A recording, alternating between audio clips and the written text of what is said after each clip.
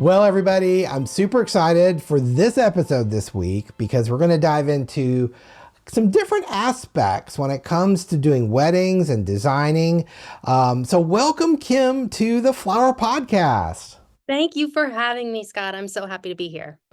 Well, I know that I have been seeing you a little more in my Instagram feed, and I was really excited to have Amelia kind of connect us a little bit because like I told you last week, I'm like you were already on my list to reach out to. So I guess timing is everything. So it's awesome. Everything happens when it's supposed to happen, I guess. Yeah, there you go. I love that. Well, we always like to start at the beginning, and this is no exception. So, how did you find your way into the world of flowers?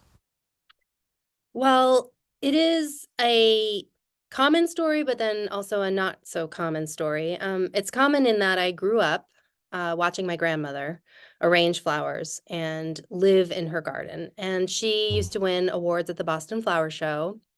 And I have a bunch of her old ribbons. She won the tricolor many times. And she was just a force, and her garden was all sorts of things that maybe were not so usual at the time, in that she had, lots of different types of clematis. She had lots of aqualegia, some really beautiful garden roses that I hadn't, as a child, obviously hadn't seen, but still, am impressed when I think back as to what she had. And so watching her go into the garden, she used to let me come with her, and I could choose whatever I wanted. And if that was a weed, that so be it. So that was really sort of wonderful. And I think that has always stayed with me. But I didn't study anything having to do with landscape architecture or horticulture in college. And so I kind of came to this world, as many people did, seeking a change during COVID. Um, I just felt there was something else I needed to be doing. I had worked in finance previously, and then I took 10 years off to raise our children. We have 4 children.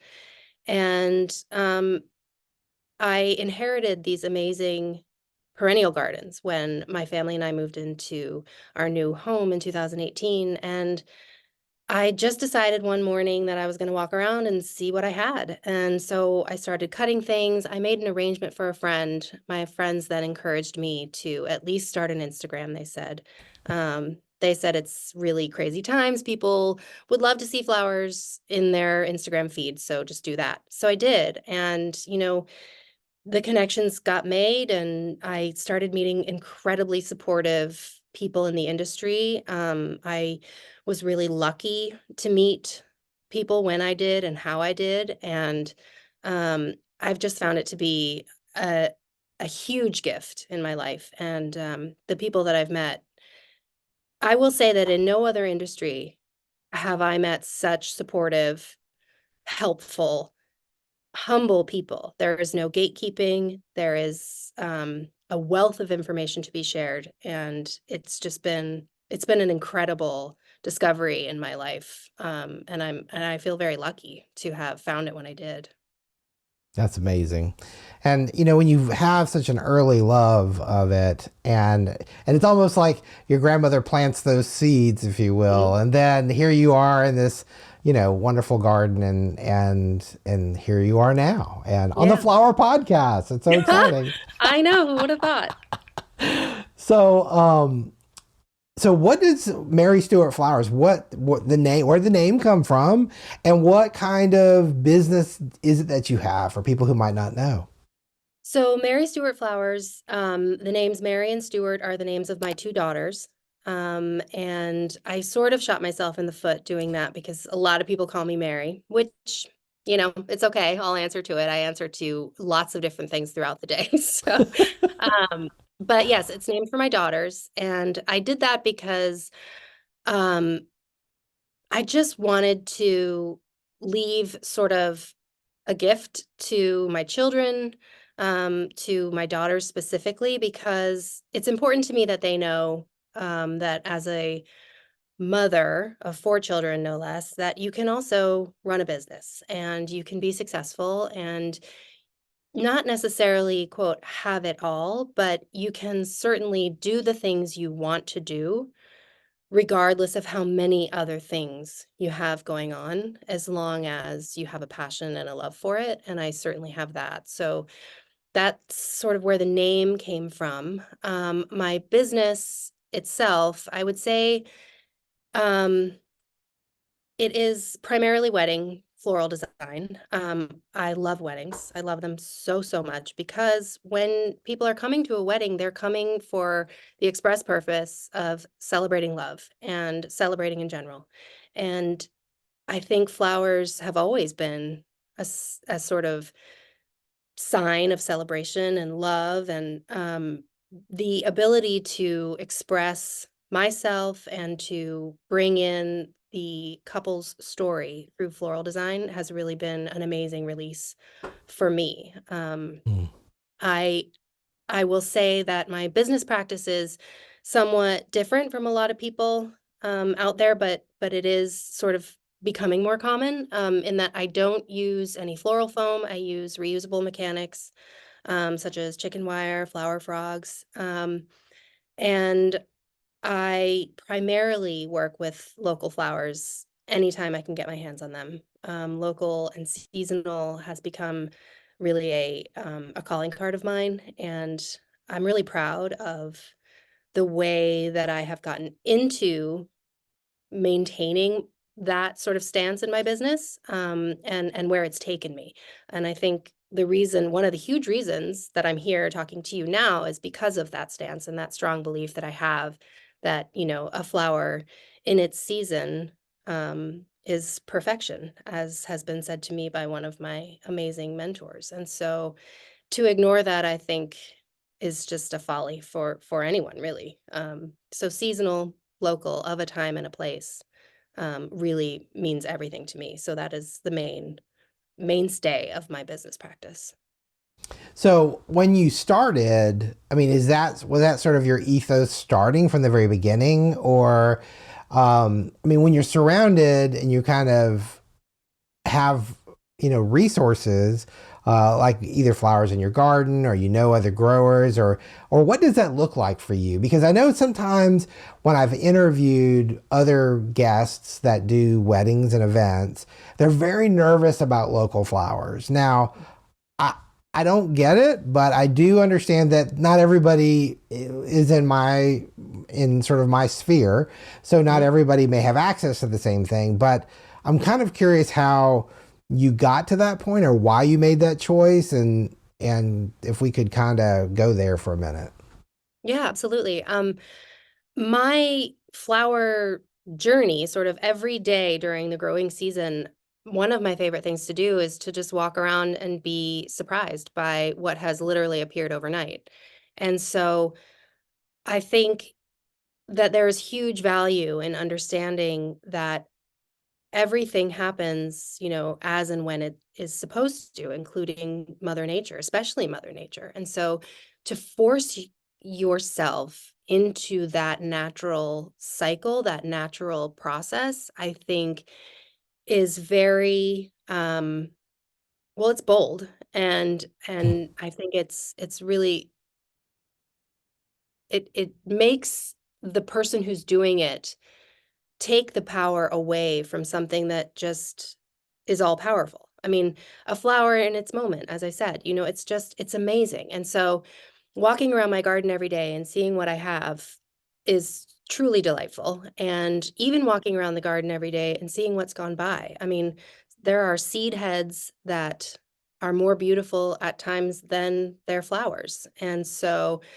not being blind to the natural aging of a flower, not being blind to um, the time and the love that it takes to actually grow a garden and to see what comes. And it teaches patience and it teaches, I think, a huge respect for our environment. And so when I started to kind of get into the more professional world of floral design, I was immediately searching for a way to not have only products shipped from Holland. Mm. Um, and I was just desperately searching for a way that I could buy more of what was available during the growing season in bulk. And so I connected with, a bunch of other designers in my community, and I was pointed to the Connecticut Flower Collective. Um, and that really just was the launching pad for my business. Going in there, meeting all those amazing women who have grown these incredible flowers, some that I had never seen before, some that were certainly old friends. It was like, I don't know, it was like, that just being a kid in a candy store. It was too much for me to handle, really. I mean, it just overwhelmed me. The beauty overwhelmed me, the possibility overwhelmed me. So I don't think I have ever felt nervous about using local. In fact, I feel so much more confident using local seasonal flowers than I do buying from a wholesaler, for example. I just find the quality um, is so much better. And it also saves me time and money. I mean, getting a bunch of flowers from the collective, they're already processed really for me. So it cuts my time processing flowers in half. And that's so valuable. So for me, I don't quite understand the hesitation that some designers have, but I think it's also because I never, as I say, like I didn't learn on floral foam, so I haven't had to make the switch. I didn't come up only using imported flowers, so I haven't had to make the switch. It's a luxury, I think, to have just fallen into where I fell. But now I would love to facilitate more discussions between designers and growers and make both sides sort of aware of what the other is doing and how we can bring that luxury to more designers and that profitability to more growers. Yeah. And I think that is an incredible mission to kind of be on, because I feel like that's something that sometimes it's interesting. Sometimes these two sides, the buyers, the designers, the growers, the farmers, it's like they have different languages and they Mhm. have expectations that they bring to the discussion. And I I feel like, that's one of the things I'm kind of hoping that today we're going to talk about. So whether you're a farmer, trying to be the fly on the wall with Kim here, or if you're another designer trying to figure out how to crack this process, I really hope that we're going to be able to offer some great value today in our conversation. I want to ask this question. I asked it to you last week, but because I feel like it's kind of a foundational kind of question. Um, Obviously sourcing product locally, or in through which I do want to do a little shout out here to Jill and everybody at the Connecticut Flower Collective, because I know Yes. it was really great having her and Justine Yes. from River City both on our episode we did. I think it was last year, Yeah. just talking about collectives and that energy and all of the benefits of being associated with that. But and so go team. I want to make sure though, if you're trying to do this, when would you say you try to schedule, like when you're sitting down with clients, what is that window of time you book? Because I'm going to assume you're not booking a wedding in December or January, but I don't know that for sure. So how do you navigate that? So it is a really interesting sort of balancing act to perform because as most designers do, before each wedding, I will do a mock-up of the table design that I've spoken with my clients about. And it can be tricky because you don't want to do it too far out if you're using local flowers, because those will definitely not be the flowers that your client sees on the table on their wedding Right. day. So the way that I have framed my proposals is I will pitch a color palette, a shape, certain gestural elements. I will never say, I promise you that on your wedding day, I will have peonies if your wedding is in August, because Mm. clearly we know that peonies will not be available in August unless you are going to have them shipped, which, there are amazing peony collectives in Alaska. And I think, that would be the lesser of all evils for me, would be to at least ship them domestically. But I will say to them, I'm never going to replace a peony with a carnation. I will give you something that is of equal value, that creates the same impact, obviously the same color palette, and that works as well with the other elements that we're using. So my clients really have to trust me. And I think that is definitely a hurdle that some designers are not willing to put up. And I completely understand that, because it's scary to just say to someone, look, I can't tell you what I'm going to use on your wedding day because, I don't actually know what I'm going to use on your wedding day. Um, for me, that is a huge part of the fun and the excitement. But I think for a lot of people, clearly that is a no-go, because brides and grooms, couples in general, want to know what to expect. Um, so planning Well, I wedding, gotta I gotta jump in for a second, yeah. because you're talking about people, designers, not being comfortable about promising this kind of product, like local Mhm, product. But I've got to say, being a buyer, I'm a buyer 52 weeks a year. I mhm, source product all over the world. Obviously, I prioritize as much local and domestic product as I can. Not every mhm, wholesaler does that. right, But I can say this, that sometimes when you go and right. you promise that peony in August, that's not a safe thing necessarily. But In people, any but instance. why do they feel comfortable doing that, but then they don't feel comfortable, you know, with the local aspect of it? You see what I'm saying? It's like you have no problem, committing, passing that torch to your wholesaler, but you're I think nervous about doing it to the local person that's around the corner that's probably got your back more. You know what I mean? It just I seems. do. Yeah, no, 100%. And I think, um, you know, it doesn't make sense either way, really, if you think about it. You cannot promise, its nature, as I've said, but for me, and as you have just articulated, I feel so much more comfortable calling Jill at the Connecticut Flower Collective and saying, I would love to have X flower for my bride on this date. What are the odds?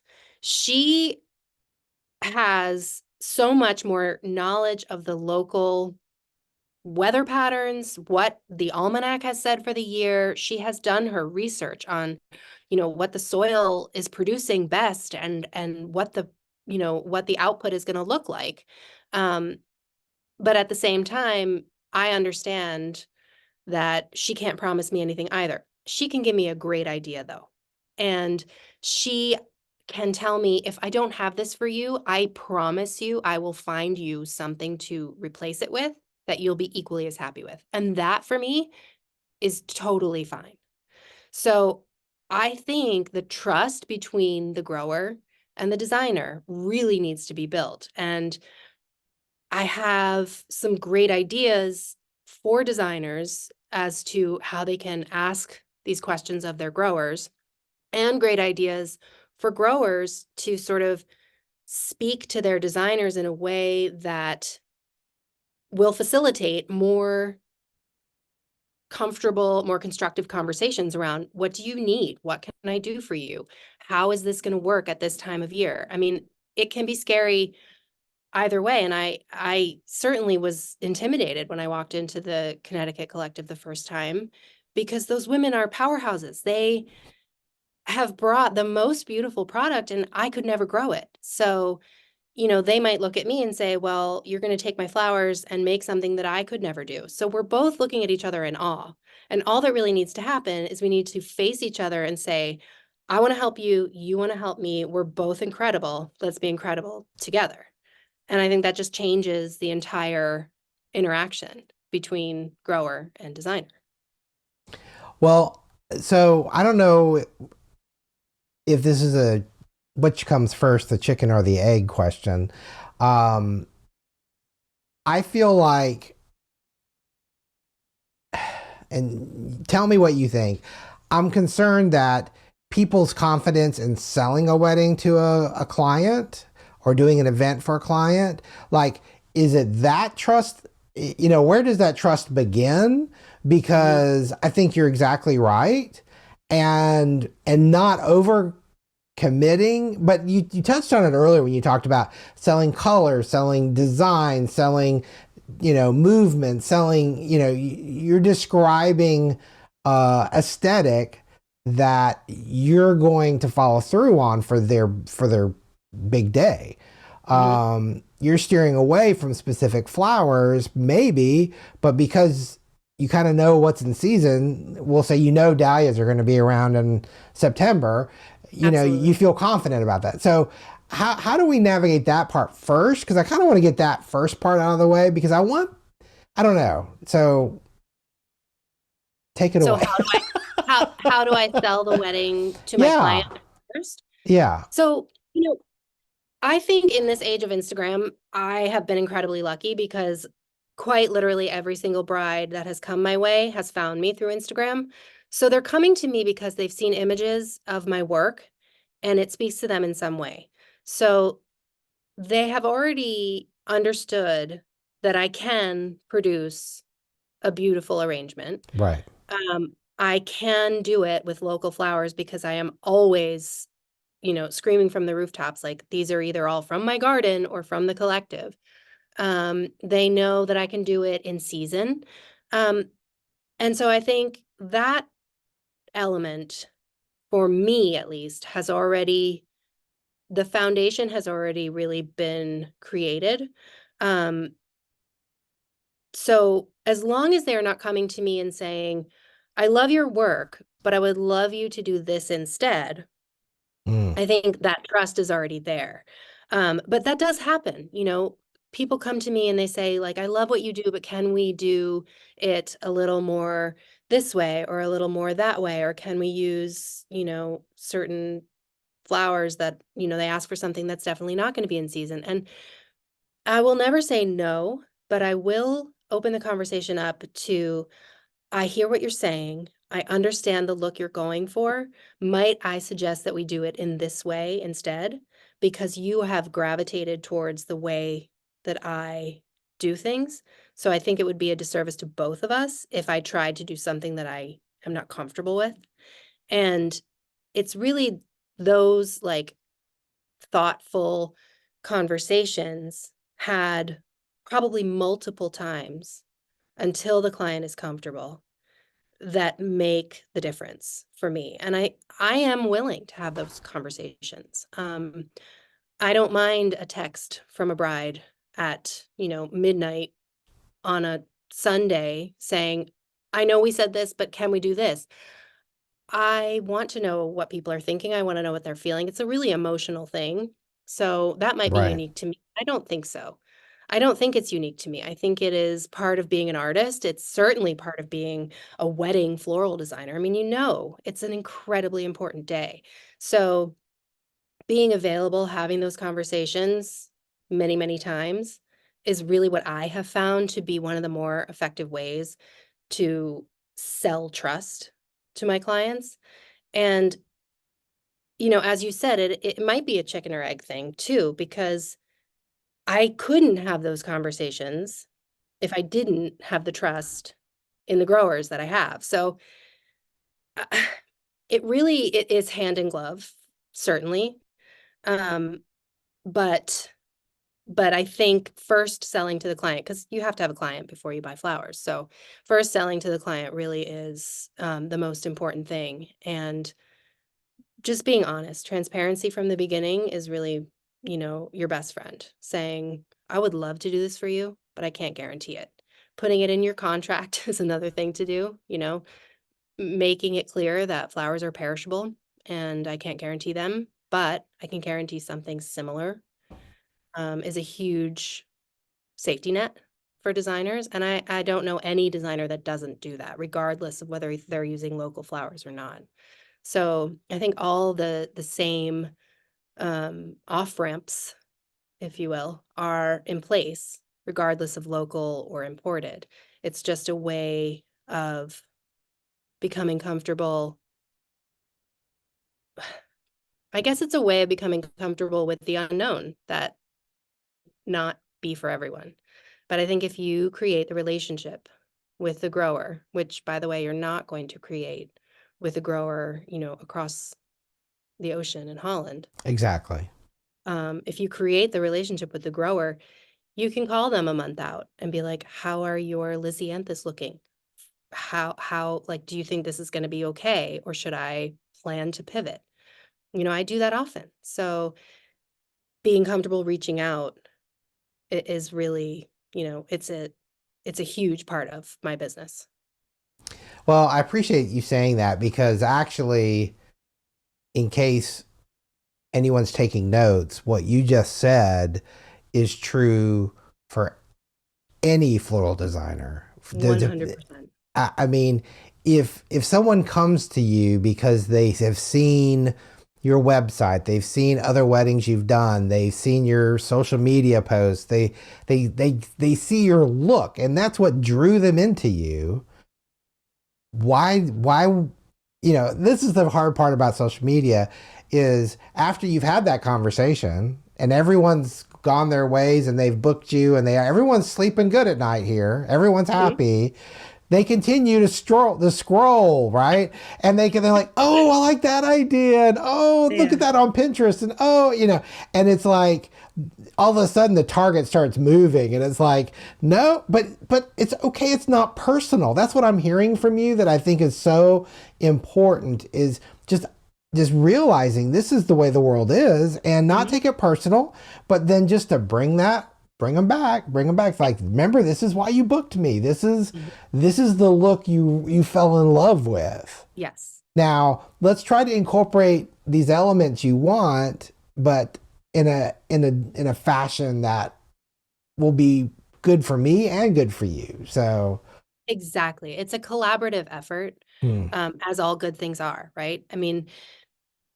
and it does happen that throughout the planning process, the couple will come to you, upwards of 100 times and say, I might want to do this or I might want to do that. And my response is always, I think that's really beautiful. And guaranteed 9 times out of 10, they never mention it again. It's a middle of the night kind of worry when they're scrolling. And as you say, they'll send you a thing and say, oh my God, but maybe we should do this. And you just have to validate the fact that what they're looking at is beautiful, but then you don't have to say anything else and it'll go away and they'll come back to what you agreed on in the first place. And I think that is, again, the trust part, the comfort level, which, goes both ways for me. Right. And for them. Well, and then as the process, moves forward, you have the opportunity to also say, oh my gosh, there's going to be the most fabulous Lily of the Valley that weekend. Or you can present your side of it with equal enthusiasm because you are, I'd be excited about Lily of the Valley and yeah, who wouldn't? And so, anyway, well, I appreciate you saying that. So then the next part is building those bridges between the designers and the farmers, the actual growers, because it's like I said earlier, they don't always speak the same language. They have different expectations. I know I hear it over and over and over again when people come, when they say, I need 180 stems of peaches and cream dahlias. And I'm kind of like, okay, well, lucky for you, we have several growers that we pull those from. So and they're, all local. So that's good. But all it takes is one storm or one thing. So, can we kind of blend that with other similar colors so the palette isn't diminished, but yet the look and aesthetic that the value you're trying to provide is still there. And Mhm. so, how do you do that? Because I know one of the things that I thought was really impressive to me when we talked last week, you said something about sitting down with your growers, I think it was December or sometime Mhm. during the year, and just Yep. kind of let's just talk. Let's just find Yeah. out what's going on. Yeah. So I'd love to hear more about how you build those connections.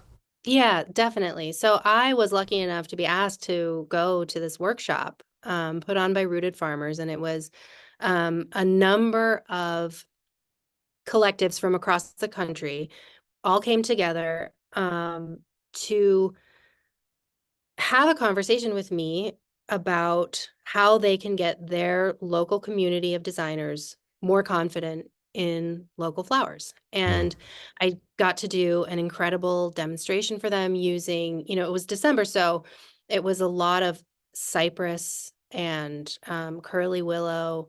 And I mean, I just fell in love. And we used a lot of dried product too, which I also think is beautiful.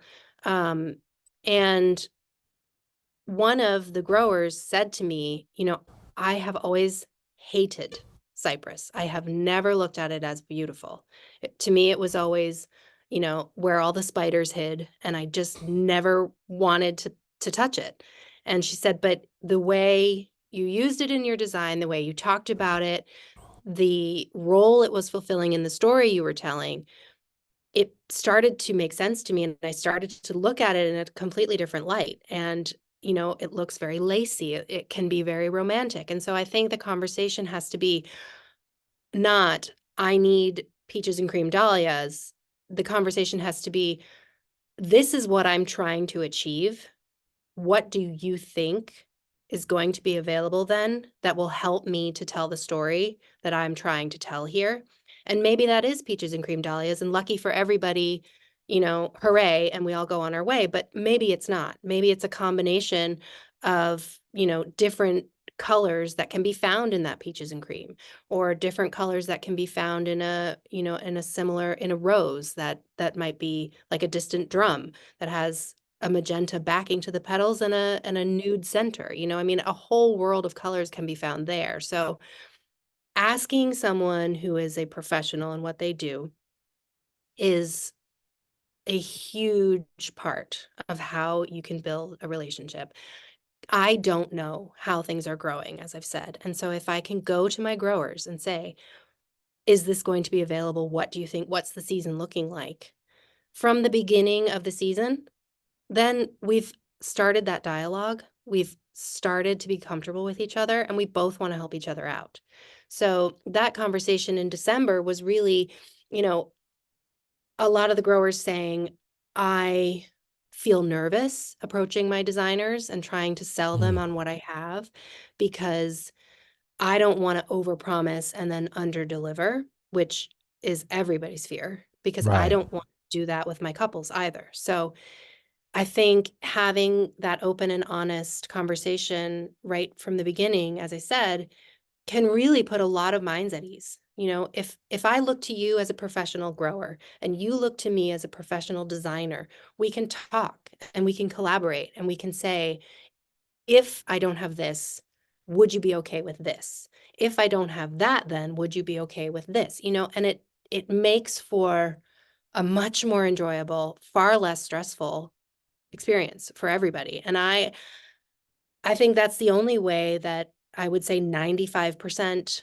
of the flowers I used for my whole 2023 season came from the collective, the Connecticut Collective. So, you know, I I feel very lucky that I was able to do that, but I also was never concerned that I couldn't, because I knew that what I needed versus what was available, either one of those were going to be a brilliant choice, because I trust the professionals who are growing them, and they trust that I know the value of what they're growing. Does that make sense? Oh, perfect. In Yeah. fact, I mean, I want to add that I think I know sometimes the nerves or the concerns around that kind of conversation is, I mean, I've had these exact conversations for decades. Hmm. And what happens is, a lot of times the growers are so nervous because they feel like, if I speak these words, it is in concrete, it is in stone. And I've seen it happen Yeah. a time or two where the Hmm. designer's listening to this conversation. I mean, I've been the fly on the wall and I've Right. seen this conversation and I've heard what the grower says, and the designer's like, great, I can count on those. And I'm like, no, I don't think you heard what they said.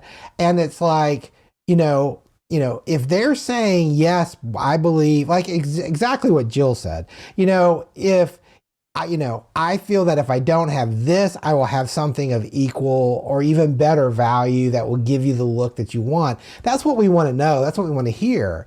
But this goes Yeah. back to not selling those specific, I've got to have 100 stems of cafe au lait. Right. Oh, and they need to be peach and Yeah, right. not Not a not purple. purple, not a Right. lavender.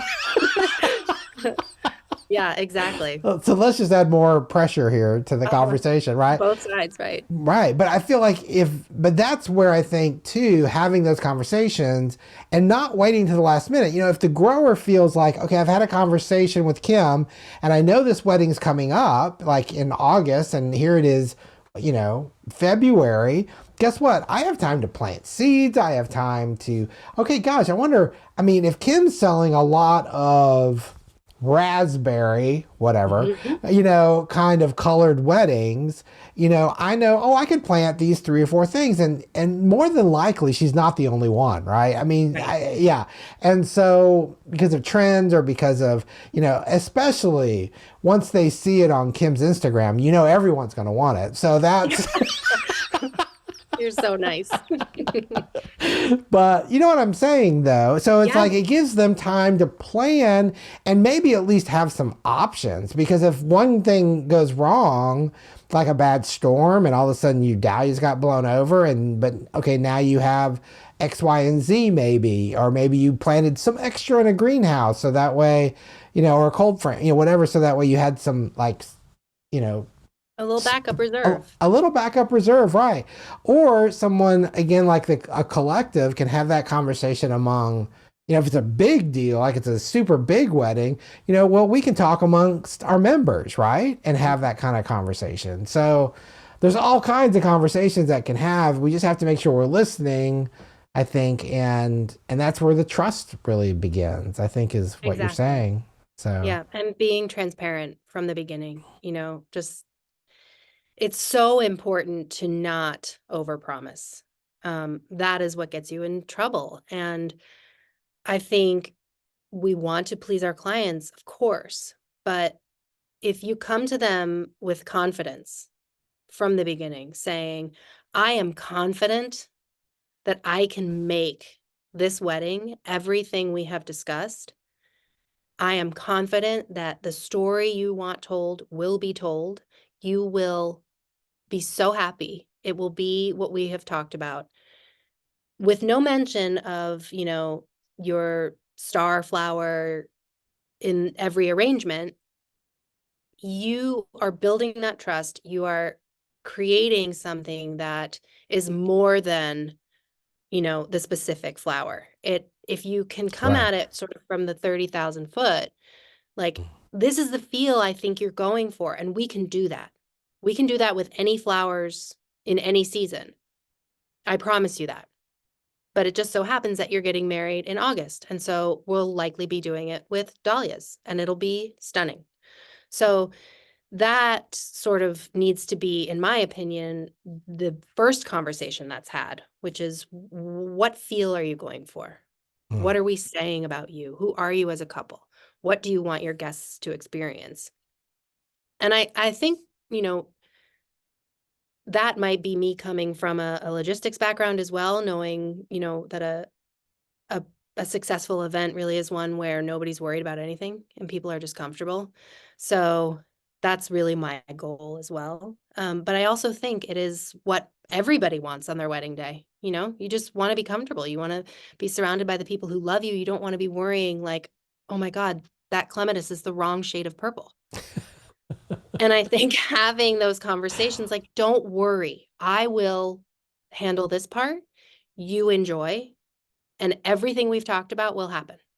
So, you know, I don't know if that is something that all people are comfortable doing, but if you can do it a little bit at a time, it can certainly happen. I mean, I ask the questions like, are you comfortable with a bug-bitten leaf?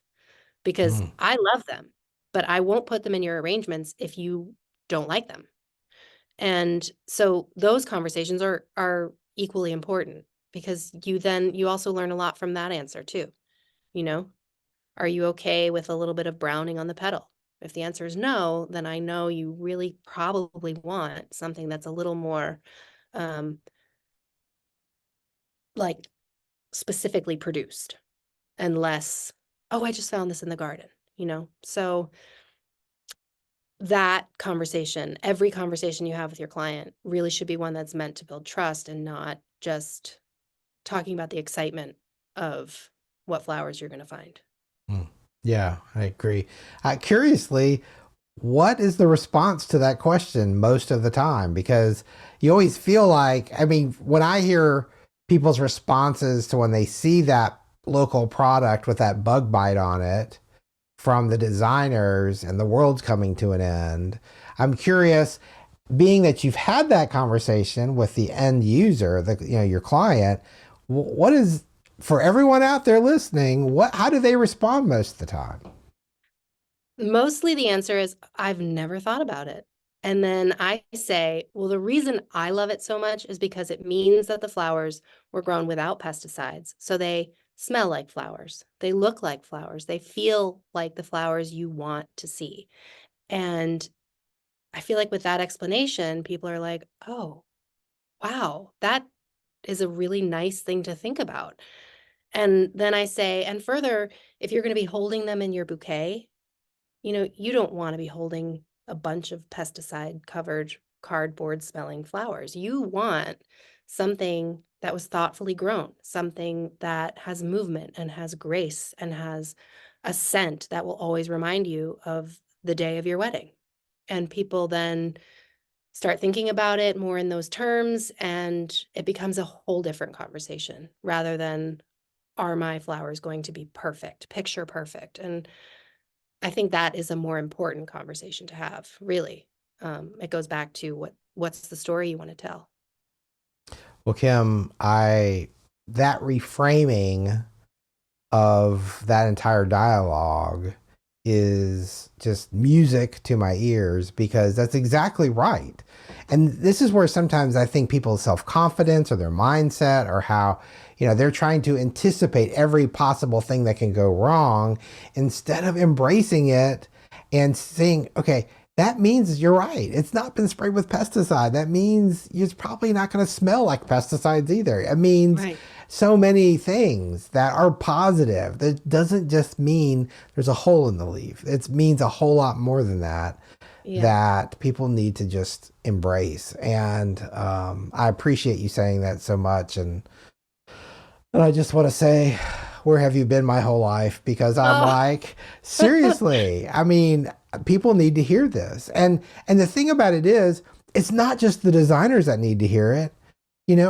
I want the farmers to hear. I want the people growing these flowers to hear it because I want them to be able to reframe that conversation too. Because, I can't believe there's anybody out there that doesn't listen to the Flower Podcast. But in case there is, we need both sides being able to, have this conversation in a different way. So thank you. Thank you for that.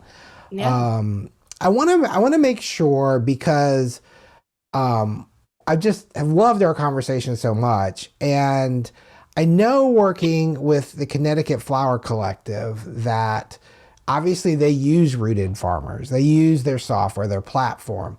And I know you're having these conversations with the growers, not with software. Right. So How does that work as far as like you have these conversations and then you put an order in at some point, or how, you know what I'm asking? It's like I'm trying to Yeah. figure out now, how does that play out? Where does the rubber meet the road as far as that process goes?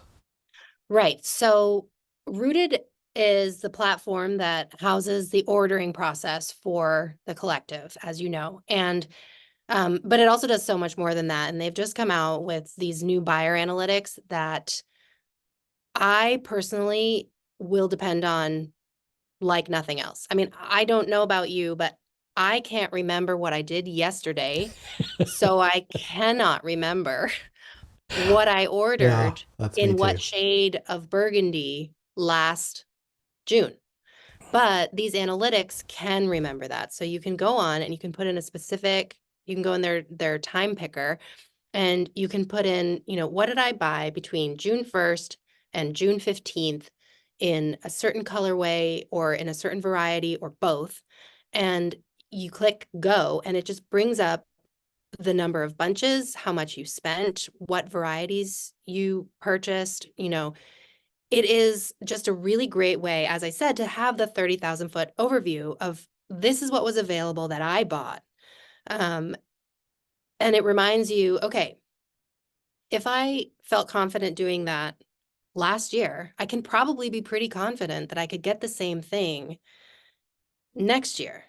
And it's a really nice way to further build that trust with clients because if there's a planner, say, that really wants to be sure that what I'm telling them is going to be true come next June, I can say, would you like to see the analytics that I can pull up regarding what was available last June? I'd be happy to share that with you. And more often than not, I can promise you they'll say no. But just the fact that I could offer that is the peace of mind that they need.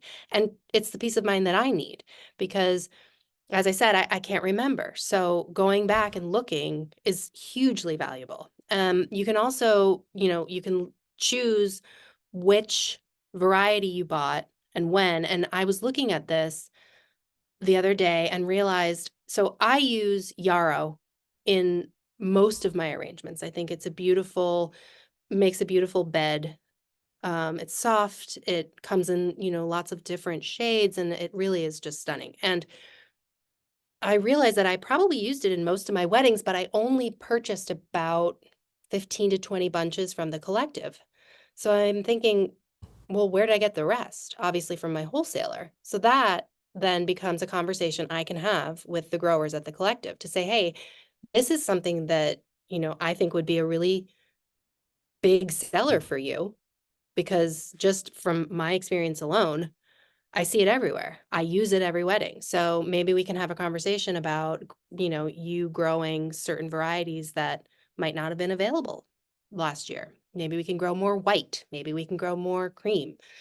So those conversations can be facilitated through these analytics as well. So that, is a huge aspect of it. But also, when I go to order, you can place a pre-order with Rooted about a week ahead. And so it's a real strong guesstimate of what they'll have available. Each grower lists on the platform what they'll have available in terms of bunches and colors. And I can place a pre-order and then I go pick up on Wednesdays or I can have it delivered. But I always go pick up because the chances of a grower bringing in something really special that they didn't know they were going to have are like 100%. So that's where I usually find the thing that makes the bridal bouquet incredible or the thing that I can, put into a bud vase that's like, oh, that's not just a bud vase anymore. That's a little piece of heaven. So the ease that it creates, the clarity that it brings, the confidence in my purchasing power for the next season is really invaluable. There is a lookbook that they have created and put on their website that any grower can look at, or any buyer, excuse me, can look at and say, this is what was available during this week last year. Yeah. Well, and that was one thing I know Amelia's told me recently that Yeah, they have that information. Your growers have that information, what they did, Yep. and they can either share it, they can share that with you to help you plan, or at least to have the conversation, which is what this is all Yes. about. Yes. And you're going to sleep a whole lot better if you have that conversation with somebody who uses that software that can say, "Oh, this is what we had last year," Yep. and we're planning on the same thing, maybe a little more, maybe a little less, or is there a certain color you're looking for? Those are all those conversations that I Yeah. think are so important. Exactly. I think the huge takeaway for any of this is on all sides to trust your professionals. Um, for clients of mine, that is, they need to trust me. For me, I need to trust the growers. For the growers, they need to trust that I'm going to tell them accurately what I need. So it's just the basic idea that you know what you know, I know what I know, and I don't pretend to know what you know. So just let's have, as we've said a million times, let's have the conversation, because that's the only way that any of this information is going to be unlocked for any of us. And it's a really important one to have, because if I don't know, then I can't use it. And if I don't ask, then I can't get it. So, you know, I don't really see the need for any of us to gatekeep. I don't think that's the issue here. I think the issue is just maybe not understanding that both sides want to toot their own horns, really. I mean, I want my friends at the collective to be like, oh my gosh, I'm growing this. You're going to die when you see it. I'm so proud of it. This crop is amazing. I mean, that is music to my ears. If my grower that I'm buying it from is in love with it, it's spectacular. I know that. So, and they want to see the photos when I use it in my arrangements, because they want to know where all their hard work is going. And so I think it's a real give and take. It's a real collaboration. And that for me is what makes what I do as joyful as it really is. It makes me happy really seeing these flowers. It fills my heart because I know the hard work, the love, the joy that went into growing them. So to be given custody of them for a brief time feels very special. Hmm. Well, I know everyone in our that's listening, we're all trying to sell more flowers, Hmm. whether it's weddings or whether it's what we grow. And I'm grateful that there is a solution out there to kind of help facilitate that through Rooted Farmers. I mean, I know they're our sponsor, but I've seen with the information, the analytics, the things that it provides, which is unlike anything else out there, Hmm. and it just continues to get better. Yeah. And before we wrap up, I want to make sure that if you are a current user or you want to try it, you want to be a new user of Rooted Farmers, we have a code. We get a special code, and this year our code is TFP24. That's short for the Flower Podcast. So TFP24, and you'll get $75 off either of the plans you choose. And that's for existing users and for new users if you want to try it for the first time.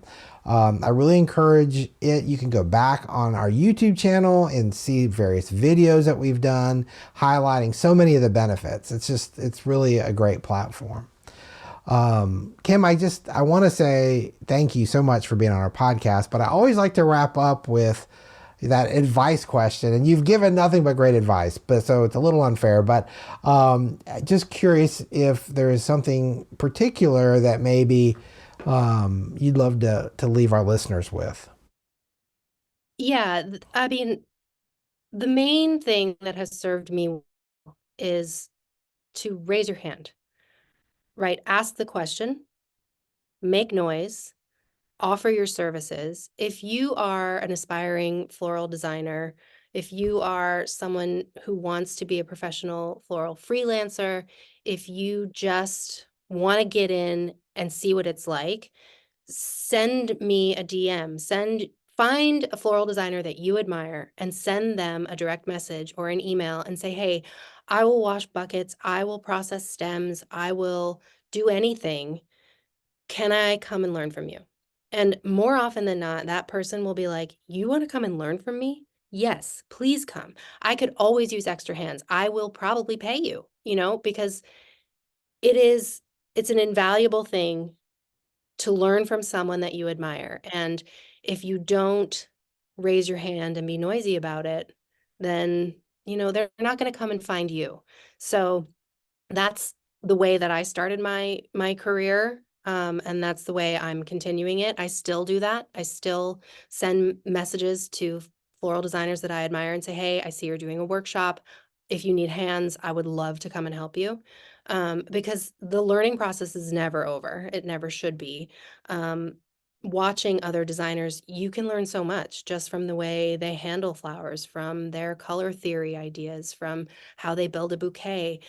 Admitting that you don't know something is really a gift, because if you contact the person who knows it, then you have the opportunity to not only learn what you came to learn, but to also experience something completely brand new. So never be afraid to raise your hand and be that squeaky wheel, because it's the only way you're going to get in and find yourself where you're longing to be. Yeah. Well, Kim, thank you so much. This has been so great. I hope we connect again in the future, because I would love that. I think it would be just so incredible. So thank you again for being on the Flower Podcast. Thank you for having me on the Flower Podcast. It is a dream. I listen all the time. So to be able to be a guest of yours is really amazing. Thank you for having me.